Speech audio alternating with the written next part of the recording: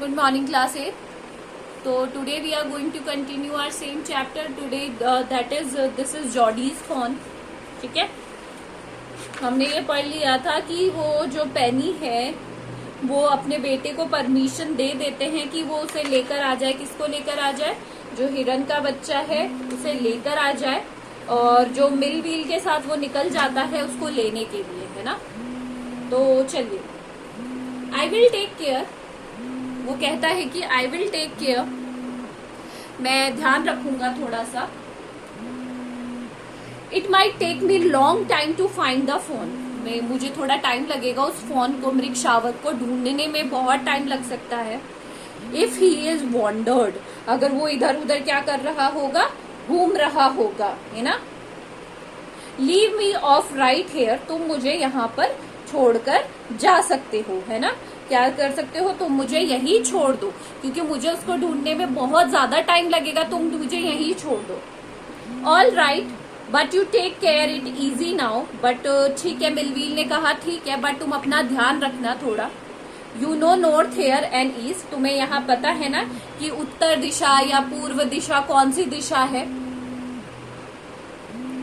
There and there that tall pine makes a bearing. तो उसने कहा यह जो लंबा सा जो पाइन ट्री है ना, ये मेरे दिशा सूचक का काम करेगा. होता है ना कि हम कहीं जाते हैं तो हम ट्रीज पर निशान लगा देते हैं कि चलो हम खो भी जाएं तो हम इस निशान से ध्यान रखेंगे. तो उसी तरीके से उसने कहा कि ये जो बड़ा सा पाइन ट्री है, इससे ही मैं ध्यान रखूंगा कि मुझे खोना नहीं है. So long millwheel I am oblige. तो उसने कहा तब तक मिलवील मैं क्या हूं, ओब्लाइज्ड हूं. ओब्लाइज का मतलब होता है आभारी होना, आभारी रहना किसी का, मतलब किसी को ग्रेटफुल रहना, है ना. He waited for the sound of the hooves to end cut to the right. और फिर उसने जो हूव्स है, हूव्स कौन होते हैं हूव्स होते हैं एक तरीके के जानवर. कौन होते हैं हूव्स? जानवर होते हैं जिनकी आवाजों, जो रात को आवाजें आती है ना, अपन ने देखा होगा कि आवाजें आती है, तो उसने वेट किया कि वो शायद ये आवाजें क्या हो जाए, बंद हो जाए, है ना. And cut to the right, और वो राइट की तरफ जाने लगा. द स्क्रब वॉज स्टिल, और जो झाड़ियां थी वो वहां पर वैसे की वैसे ही थी अभी भी, है ना. Only his own crackling of twigs sounded across the silence. उसके खुद के पैरों से, वो जो होता है ना झाड़ियों में चलते तो हमारे पैरों से आवाज आती है, बस वही आवाजें वहां से आ रही थी. He wondered for an instant if he had mistaken his direction. थोड़ी देर उसने ध्यान दिया कि वो क्या शायद गलत दिशा में तो नहीं आ गया है. मतलब उसने ये महसूस किया कि शायद वो कहाँ आ गया है, गलत दिशा में आ गया है. हार्ड वर्ड्स हम करेंगे, साथ के साथ ही करते हैं. सबसे पहला है लीव ऑफ, सेकंड है पाइन, थर्ड है बियरिंग, फोर्थ है ओब्लाइज्ड. ओब्लाइज्ड का मतलब होता है आभारी रहना. हूव्स, क्रैकलिंग,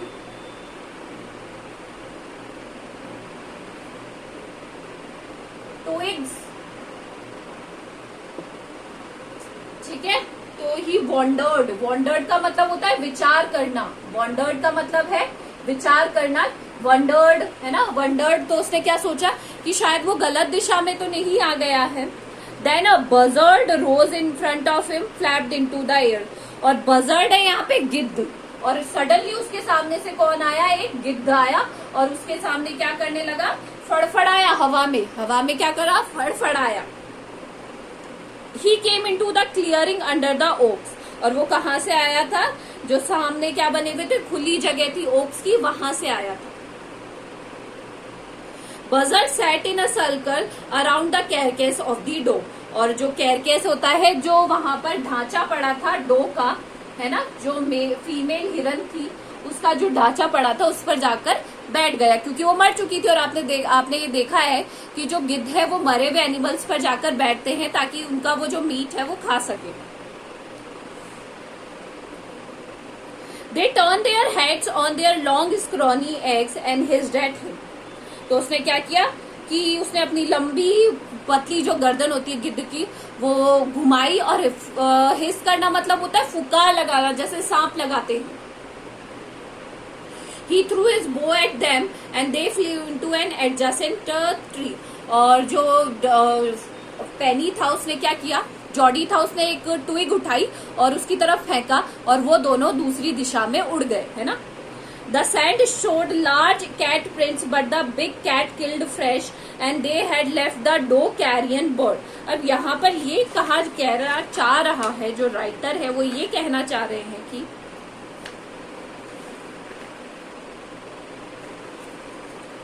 कि वहां पर उन्होंने जो मिट्टी थी वहां पर उन्होंने बड़े बड़े पंजों के निशान देखे. वो किसके निशान थे, बिल्ली के, है ना.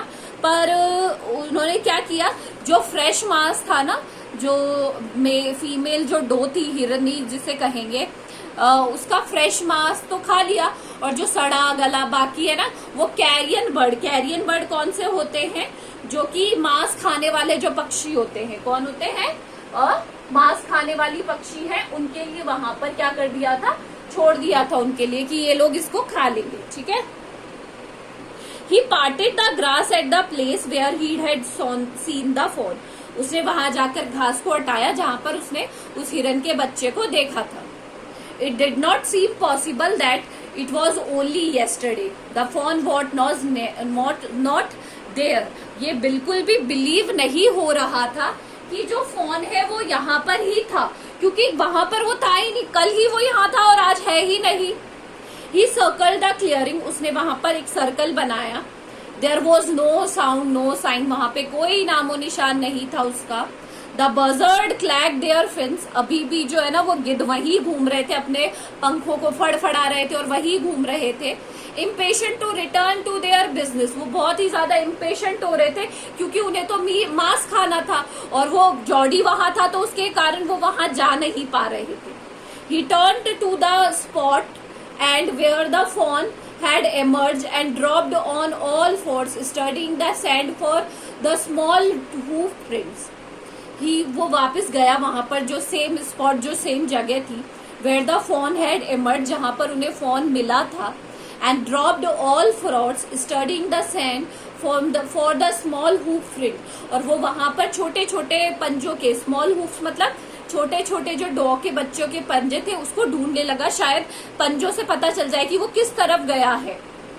The night's rain had washed away all tracks except those of cat and buzzard.